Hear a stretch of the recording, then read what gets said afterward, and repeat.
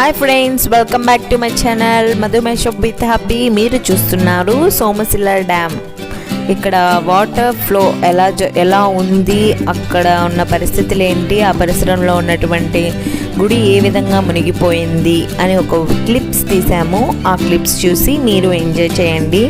Because ఈ వరద తీవ్రత అనేది చాలా ఎక్కువగా ఉండడం వల్ల అలా జరిగింది. కావున